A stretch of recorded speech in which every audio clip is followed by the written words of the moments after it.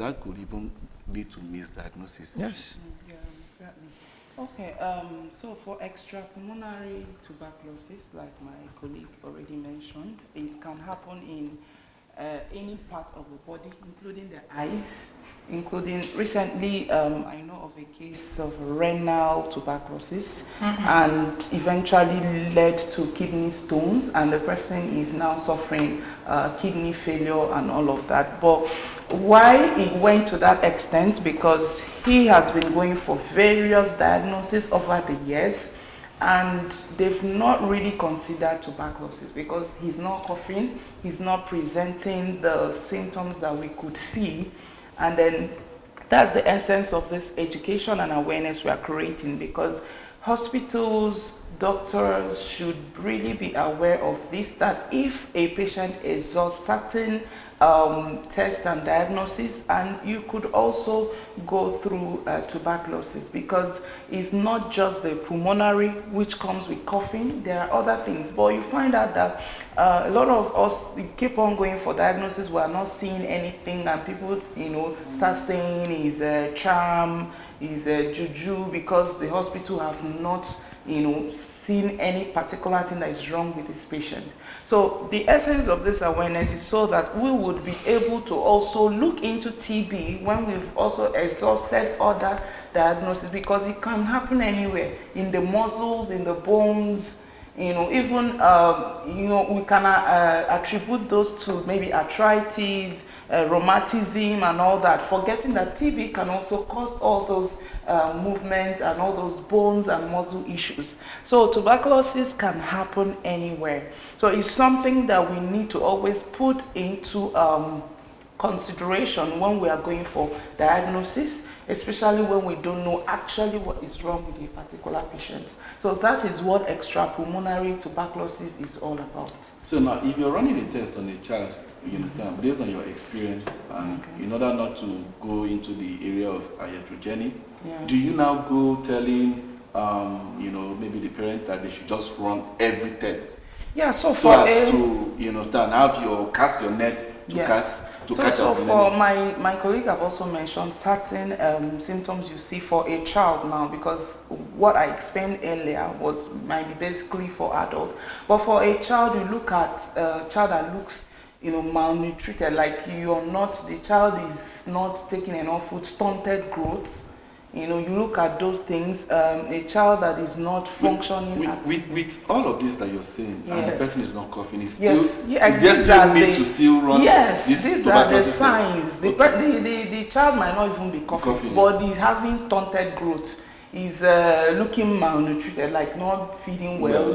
All of these things. These are the things, once you see it in a child, you go and do TB test. You see why we are getting confused now? Just two analysis. Why we are getting confused, because from what doctor said, what the Igbos call tuberculosis is ukwalanta. Did I get it? Yes. Okay, as you cough, you lean, okay? And now a child is not coughing, he's only leaning, machiating. And then you call it tuberculosis. So apart from the physical examinations, that's physical presentation, is coughing, is machiating, malnourished, and a whole lot of things. How else do you run this test to find out if it is tuberculosis or something else? Doc. So there's a picture I shared because I have a consent of the parents even to share it. We visited a community in Anambra because we got an alert about a particular child. So when we got there, the child, even other children didn't know that she was older than them. When she talked her age, even me, I was shocked. So, and they are giving her a lot of herbal medication. They felt it's not ordinary. And the child also had Down syndrome in that community. So, but seeing her, I knew it was a classical TB case, but we screened not just her alone, the community where she's staying, and other children. How do you do it? Blood screening? No, in tuberculosis program, screening is asking question. Screening is not taking sample. Oh. If I want to screen you, I will say, madam, are you coughing? Have you been coughing for 2 weeks or more? Are you losing weight? That is screening. We do oral screening. So back to your question. We have molecular diagnostic platform for testing. We also have clinical platform for screening. X-ray is a screening tool that we use as well. But for the molecular testing, anybody who is said to be presumptive, that we are presuming, we are not saying we are suspecting, we just presume, the person will produce sputum for adults and also some teens who can produce sputum. But for children, what we use is their stool sample. Stool. Okay. Granite size of stool. So we have diagnostic platform that can run the stool testing. Even at Chukwemeka University Hospital, at the chest clinic, we have a machine that tests for tuberculosis. It's like the machine is not common. It's not common. It's very expensive. Yeah, okay, but children, why not sputum with children? Why so children who can produce sputum will use their sputum. Oh, okay. But children who cannot, you cannot tell the infants. Okay. Okay. So who are still wearing diapers. So their mother just gets a small from their diaper and put it in the specimen container, and the laboratory scientists will run it. So we have the machine not in every area. For example, in Oka here, we have only in Chukwemeka University Hospital, Amako, all right. In other centers like Nayut has, General Hospital, Columbia, FMC Onitsha now. Some private hospitals like St. Charles Borromeo Hospital has, Nienu Mission Hospital has, but the machine is not common. We don't have so much. Are you saying that these places you mentioned have the machine? They have the machine, and other centers too. Okay. Anambra has, but not every hospital and every facility you go to that you will see a gene expert machine or a TB lamp machine or a TrueNat machine. Okay. But just X-ray, for those who cannot even produce sputum at all, and some patients can go produce sputum, their result comes out negative. But the clinician will still suspect, let me go further, and send the patient to a clinical investigation to see a radiographer who will X-ray the patient, and radiologists will read the film and suspect TB. And the drug is free, and it's purely antibiotics. TB is curable. Oh, okay, okay, but the further investigation to determine whether it is done in X-ray form to look at the lungs. The lungs, yes. But the first one, the sputum, is with the machine. Machine, with the gene expert machine. Okay. So for the extrapulmonary, we also mentioned, so a different form of diagnosis can be used. So there are patients, it depends on the part of the body. There are even sometimes our general surgeons will be doing surgery and they will say abdominal TB in a patient. Abdominal? Yes. How does that one present? The patient didn't know. And he's not coughing, he's not losing weight. He might be losing weight. Other factors can contribute. That's why I want to pin this thing down, because if somebody can be have TB without coughing, that simply means that a lot of us are in danger. You might be having it without knowing. Yeah. So can you just go and test, or do you run random tests to No, we don't. people? We don't. If you come to the hospital, you don't present signs that need you to run those tests. You don't need to bother the physician to do that, the clinician to do that. So, but the issue is that when there are doctors who go extra mile, all right? There are doctors who go extra mile for their patient. Probably a patient may have come, just as I told you about spinal tuberculosis. I know how long it took even to see, it was the orthopedic physician who was able to get that diagnosis right. Because he specializes in those aspects of the body as well. I see. Okay, Wamaka, let me come to you. You're a focal person, state drug-resistant tuberculosis, Anambra State Minister of Health. Tell us the level of enlightenment to our people as it concerns this particular tuberculosis of a disease. Okay, so how far have you gone? Because somebody like us, me and AJ, we're just hearing some of these things today. So what is it with your enlightenment? Where do you go? Are people really aware of the presentation of this disease, tuberculosis? Okay, I would say so far we have our health workers in all the LGAs. We have community health workers, and we are doing what we can to ensure that communities are aware, even though it's not enough yet, because that's why it looks like some of these things we are explaining, you're just getting to know it. So, but we're making progress. We try to create, to have outreaches in communities, in churches, in various places, schools, and all of that, to keep sensitizing the people about this disease. And I must also want to point out something, because when we're talking about extrapulmonary tuberculosis, that type of tuberculosis is not infectious. It's not contagious, because it's airborne. So the person will have to cough out something, sneeze something in the air for another person to. So pulmonary is the only one that is infectious.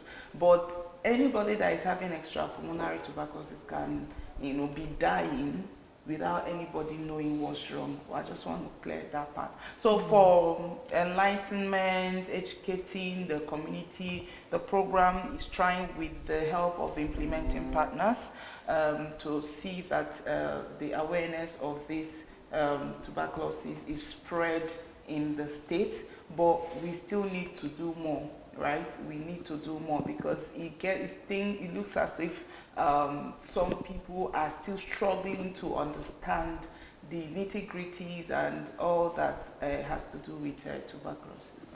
Yeah, you're very, very correct. But with the enlightenment you guys are giving us here, where our struggle is, is abating. But then, while you're still talking about the tuberculosis and the rest of it all, Anambra State is where you're talking to ending child TB in Anambra State. Yeah. Oh yeah, it's a good one. If you end TB in Anambra State, will you keep the child from moving from one state to the other? You understand? Because you said it's contagious. It's infectious. If you end it in Anambra, and is ravaging Delta State, is ravaging Enugu State. Imo State. You guys have not done anything. So what plans do you guys have to take it to other parts of Nigeria? So the program is not just Anambra specific. Okay. So the program is National Tuberculosis Leprosy Brucellosis Control Program. Anambra has its own.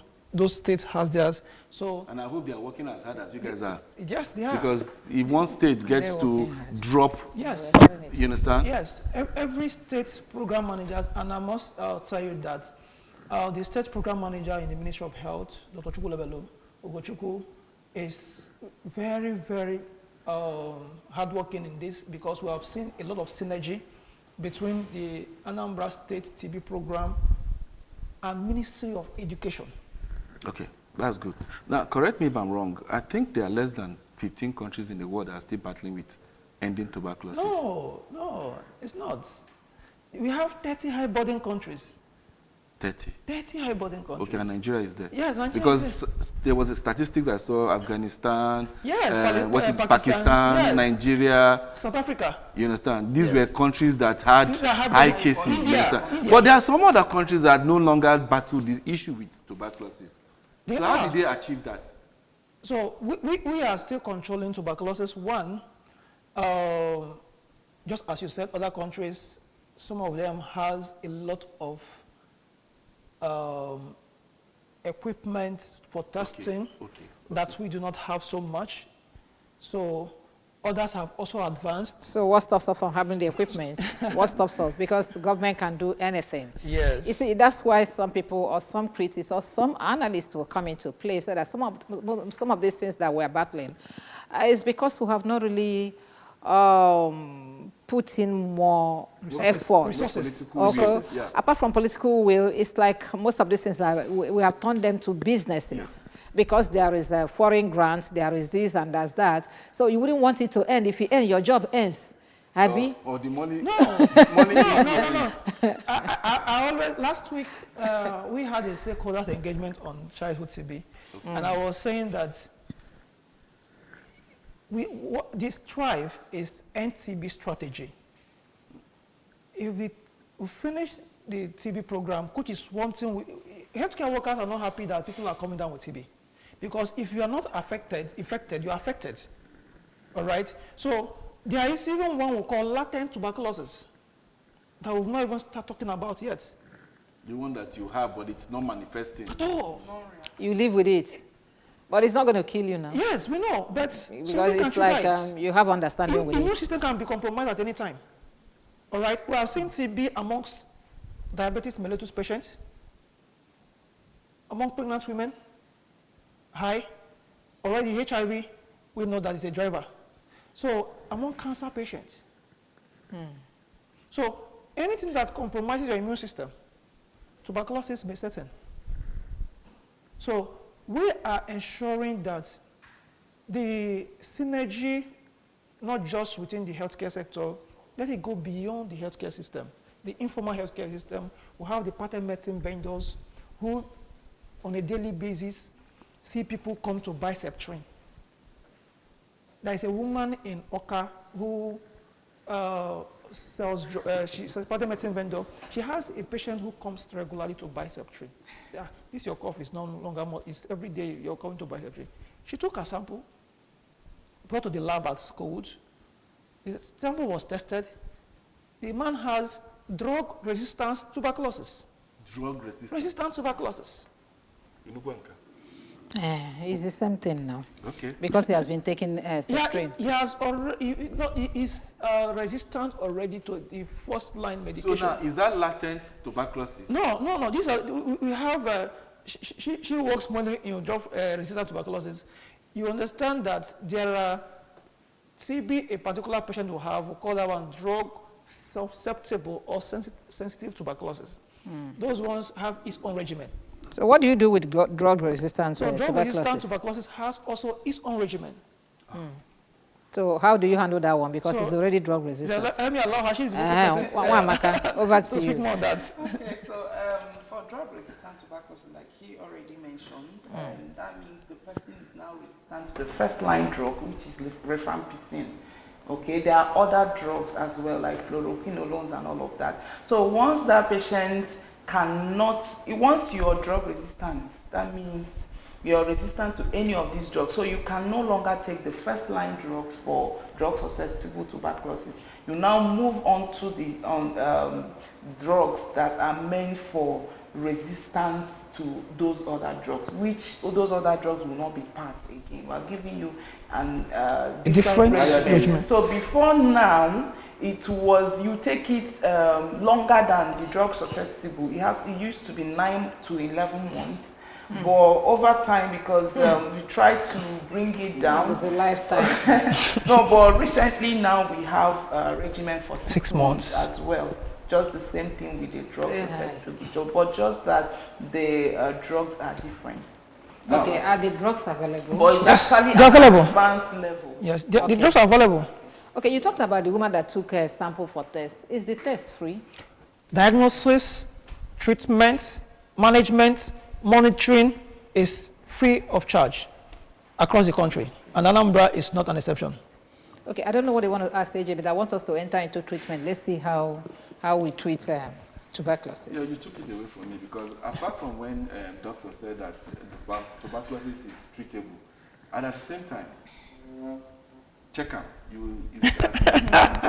As you pay for your food, you say check them. Check them more. Yeah. You've already said where we can go to actually take it. Yes. You understand? When you're now on that medication, yes, Is it possible that even while you're still on medication, you can still transmit? Okay, so once, let me start by saying that the centers I mentioned are centers where testing can be done. Yeah. But across healthcare facilities, we have what we call DOT centers, directly observed treatment shortcut centers. They don't have the machine, but when they identify somebody they suspect to have tuberculosis, they collect the sample of the patient. Somebody is responsible for moving the sample from hospital A to where the testing is done. When the result is out, he or she brings back the result to the hospital A, where the sample was collected. There is drug for the patient in that center. And all these at no cost to the patient? Yes, at no cost to the patient. All right? So it's very much easy for a patient not to even travel far to any place to go and receive this care. Because of the DOT centers? The DOT center, they are scattered across our states. We have, I think, almost 900 DOT centers in Anambra. Really? So when you say DOT center, that means you can get these services in the ordinary healthcare facilities? Our primary healthcare centers, yes. So someone on medication, what should... So the person, once the person has started treatment, the person transferring it will be very low. Okay, that's good. Secondly, once a patient has been detected to have tuberculosis, healthcare worker goes to the home of that patient and do what we call contact tracing. Hey, they do contact for TB too? Yes. If your husband so that let's know Yes. you've not collected What do you mean Yes. by husband? peck or kiss. Okay. So, so you go for contact tracing. You screen the whole family members who are living, especially in the same roof with this patient. Any of them who is coughing, already we get TB cases from there as well. So any of them who is coughing, we send the sample to the laboratory. If it comes out positive, the person also starts TB medication. If the person is negative, the person starts what we call TPT, TB preventive therapy. In fact, we have one that is for 6 months, but we have a new regimen we call 3HP. Simply because you live close to Yes, 3 months access. of rivampicin and rivampicin and isoniazide. So we call it Sunday medicine. So you just take it once a week for 3 months, and you'll For find 3 months. for 3 months, Okay, so that you don't come down with tuberculosis. Oh, there's something AJ said that I want you to buttress now, because we have not really, apart from that, it is highly infectious. We have not looked at the way you can contact it, because it's also contagious. He mentioned if your husband have it and you kiss him, can you contract it through kissing? Why are you laughing? I don't know. Well, I'm like just we asking. mentioned, TB is airborne. Is airborne? Inhaling into the lungs, inhaling, you inhale. Eh. It's not like you use this spoon to eat, so I No. won't use this spoon again. Yeah. You use this. So if we come in terms of the kissing and all of that, the whole thing is the person releasing anything that you are inhaling. That's what. But when you want to test for TB, it is the spot that you use. You use the saliva to test. So not that saliva. Okay, You know, okay. there's a process of even producing Sputum. You have to even breathe in, out, 3 times. like 3 times. Before and you then bring the now one Cough cough out. It comes out because there's someone who call quality Sputum. production of sputum. Yeah. If you don't produce quality sputum, the test will give you a false result, negative result or something. But if you produce sputum, as much as you just produce it and you spit it out, it went through your mouth, and after doing that, you go and kiss somebody. Immediately. Yeah, no, if you do So in terms of TB transmission, there are there are distances. You know that if I sneeze now, it will get to you. So the distance it will travel, is it Even normal? coughing. Yes. So, but as I'm talking now, it can't even, my saliva can't even get to you. To AJ. If I'm singing, the same thing. So, but sneezing travels more. All right, sneezing travels more. And just as you said, inhaled. All right. There are bus drivers who have tuberculosis.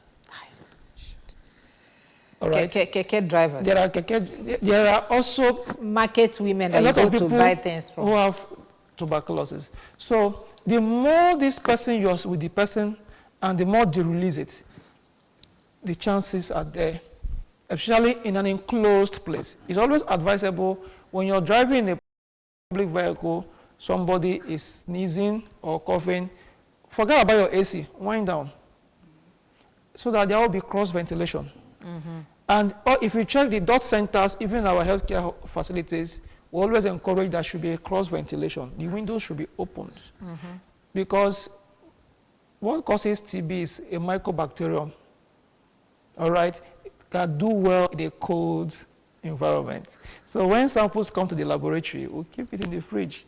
The microorganism grows better, all right? So sneezing is majorly, as a person is coughing, the person is sneezing, those who are around the person, either at the place of work, either at a marketplace, school, office, name it, even in the healthcare environment, can be able to contact tuberculosis. Okay, thank you so much. You've said a whole lot, but then these are the little questions. Two things. Can our lifestyle make us susceptible to contacting tuberculosis? And if yes, what diets can we go on in order to reduce the chances of us getting it? Okay, there are a lot of lifestyle that can increase the chances. You talk about smoking, you talk about living in an environment like you mentioned that there's not enough ventilation. You talk about alcohol and all that. These are things that can bring down your immune system. No, why is it palm wine? Is it whiskey? Alcohol is alcohol generally, right? Alcohol is alcohol. But they say palm wine is medicinal now. Palm wine is medicine, but it contains alcohol. It has alcohol. And another thing is the quantity that the person is taking and how often that the person is taking it. So these are things that can increase chances. And when you talk about diet and all of that, generally everything that has to do with health means that you should feed well, a balanced diet, taking more of vegetables and all of that. What this does is to increase your immune system. Like most times, like you mentioned, we go to the market, we go to places that people are having this. What will help you and prevent you from, like you also mentioned, everybody has, or not everybody, most people has latent TB. So the more you're getting in contact with people that are having it, inhaling it, and if your immune system is not strong enough, it can activate it.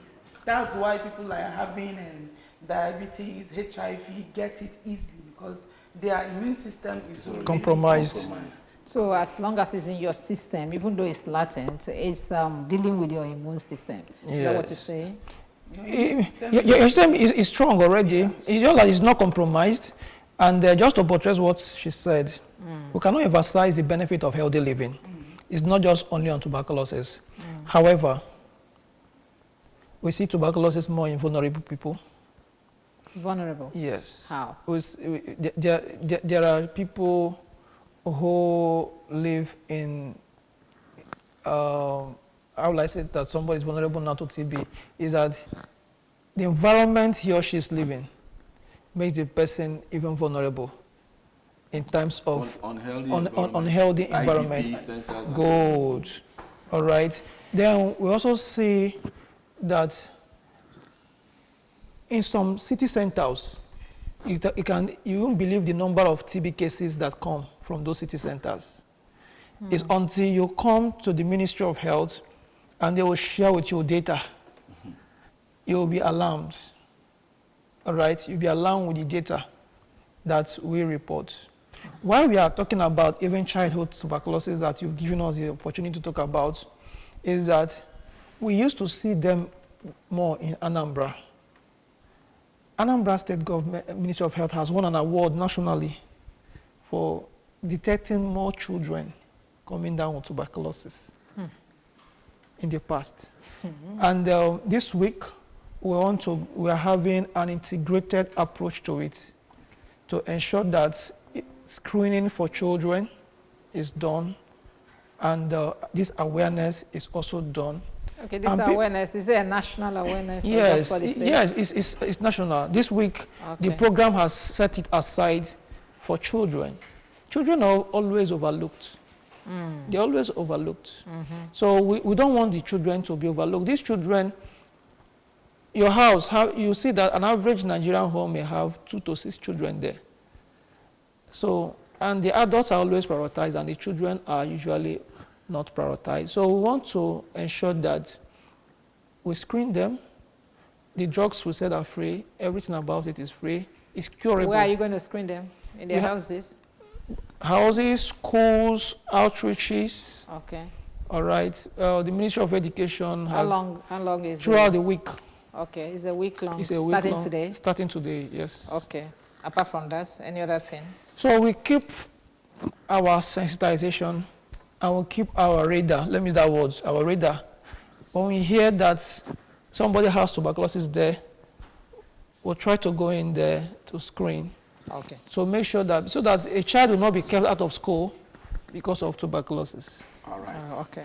I had wanted, we don't have time. I had wanted us to talk about that isolation. If you go, if somebody is down with tuberculosis in the family, how do you isolate the person so that it doesn't get to others? It's almost difficult. Oh, that's it. Okay, we just have to go. We'd like to thank you very much for joining us today because I think we're eating into another segment. Okay, yeah, Dr. Precious Ilueme. I got that name right, isn't it? I'm Precious Ilueme. Okay, and then you are the Anambra State Technical Officer, KNCV. Nigeria. Thank you very much for coming this morning. Yeah. And then one Makachi Jokechukwu, focal person, a state drug-resistant tuberculosis, Anambra State Minister of Health. Thank you for coming, Amaka. Thank you so much for having us, and we thank ABS. We appreciate it. You know how you're going to thank us? You're going to screen everybody in this place before you go. So when you give us the opportunity, we have a portable digital X-ray machine. Oh, beautiful. Yes. What are we doing? We do it before you go. A portable digital X-ray machine. Are you going to give it to us? We'll do it ourselves? No, we'll bring our radiographer here and they screen you. When are you coming? Today or tomorrow? We'll discuss with the team. Oh, fine. Thank you very much. For requesting for that, we'll do that. Thank you so much. Okay. Thank you.